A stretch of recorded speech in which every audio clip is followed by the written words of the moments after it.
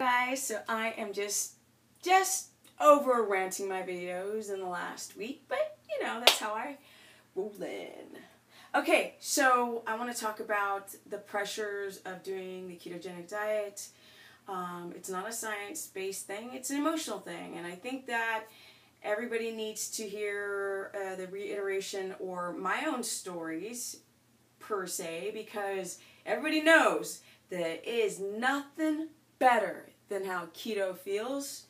There's nothing better, nothing that looks better than how keto feels. With that said, people ask me, do you feel pressure? And I'm like, oh, hell no. And I'll tell you why I don't feel pressured. Because I am almost 48 and I just keep getting better. Now, I did a before and after sort of. Somebody found a picture of me, posted it on my Facebook wall. I was like, oh my God, you look great. And I looked at the picture and I was like, I look awful. I thought I looked terrible because I was 15 pounds lighter. I was thin, I wasn't plump, I didn't have round muscle, I didn't have the same muscle development. I was, and this was probably right around the time I started keto, but I was way smaller, way thinner, way more atrophied, way. And they're like, oh my God, you look great. And I was like, no, I don't. Look at me now. I'm like, boom, right? I'm lean, I'm mean, but I'm really sweet.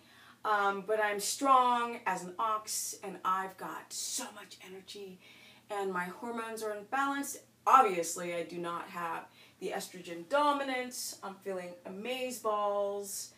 I was able to build back up my very atrophied legs from being a pro skateboarder and busting my knee, and I've said that in other videos. But with that said, pressure.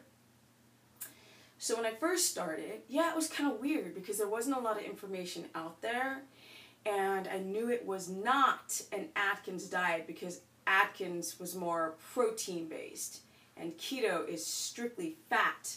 That's the primary source of fuel, is fat. Proteins, as you know, are moderate. But anyway, so I didn't know what to say. It was very weird. I would go out to lunch or dinner with people, and it was kind of like, I really didn't know what to say in the beginning. So I just was just like, oh, you know, what are you doing? I'm just ordering this. It was something like not really talking about it to then actually starting to lie. So I went to a Thanksgiving party some years back. This is the last time I straight out lied in a social situation like this. I went to this freaking bougie Thanksgiving party in the hills, as y'all know who live here, at some bougie house, and it was, you know, it was catered with all this food everywhere. And of course I walk in the door, and at that time I did not pre-prep things, bring things. I'm going to do a separate video about that. Yo, I bring like little Tupperwares everywhere to make sure that when I'm eating out at a restaurant, I have maximized my, you know, my palate and my enjoyment of my meal out, because that stuff costs money. So if I'm going to go and order some food and they don't have the right fat, I'll bring my own. But I digress. So I'm at this party, and I go and I find the only clean thing I could find was turkey breast sliced, and asparagus. And I was like, okay, this will do. Did not look appealing because, as we know, turkey breast is dry as hell. Ugh. It was like, ah. And the asparagus, you know, is pretty fibrous, so that's pretty dry as well. So I'm eating it, and this woman sits next to me. She's like, oh my God, so like, are you on a diet? And I was like, do I say, do I not say, what do I do, what do I do, oh my goodness, what do I do? And I was like, yeah, I'm on a diet. And I had a jacket on, because, you know, it's November, a little chilly, every window was open. Kind of told this story before, I believe, but I'm going to reiterate this. And she was like, well, what kind of diet is it, and what are you trying to do? And she couldn't see that I had the business, you know. And I was just really trying to back up and get away from her, so I didn't have to go into what I was doing that seems so bizarre to most people. And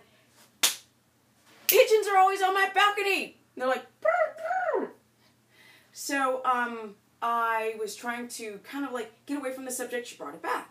Try to get away from the subject, and she brought it back. And I started feeling embarrassed. Not embarrassed that I'm on keto, that I lied and said that I was on some diet to try to lose weight, which clearly I don't need to do. I'm actually climbing in the old LBs, and it feels amazing, which I need to do another video about. Stop getting on the scale, because I gained 15 pounds, and I am lean as hell. So,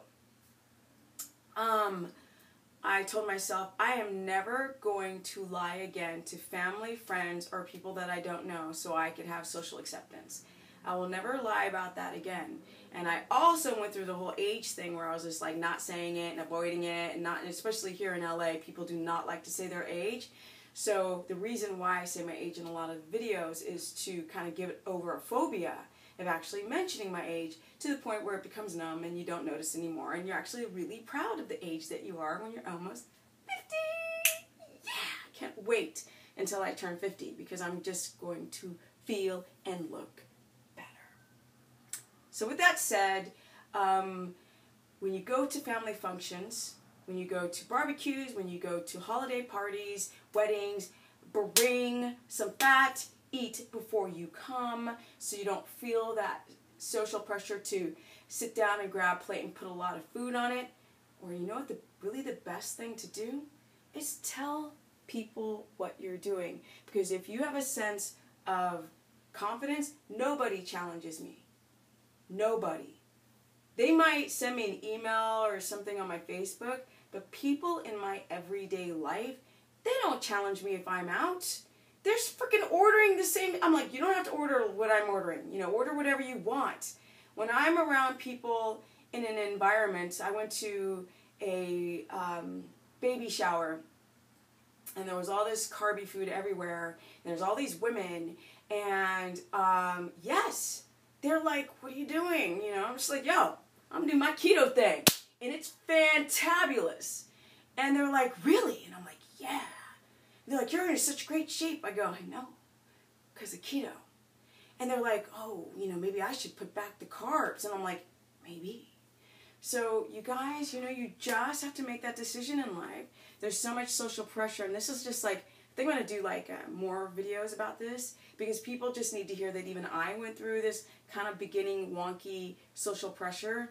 Not from family, because they know that Steph's going to do what Steph's going to do, but from friends, people out, the city, like it's Los Angeles, and everybody thinks that they're so whatever, and you just have to own who you are and what you're doing, and if you do own it, people will be curious and they'll want to follow you. All right, and that could help a society, you know, teach a man to fish, and he can eat for a lifetime, but if you just give him a fish, whatever. So, peace out, guys. Till next time. If you wanted to learn more, go to stephanieperson.com. Or I'm creating some new, I'm revising the plans that I made, and I'm also making some new ones. More information to come. I will soon be going to Europe next month to do some video blogs, because that's what I love to do. So I'm doing what I love to do. Or you can go to Stephanie Ketogenic on Instagram, or Stephanie the Business Person on my Facebook fan page, because that's where I like to put out the science and not the stupid food porn like, oh, look, I've got a keto lasagna. No, I don't do that. I talk about science, and I talk about actually making things, people getting healthy and becoming more aware of themselves and society and all that BS. Or no, not BS. Because BS. Non-BS. All right, guys. Peace out. Boom.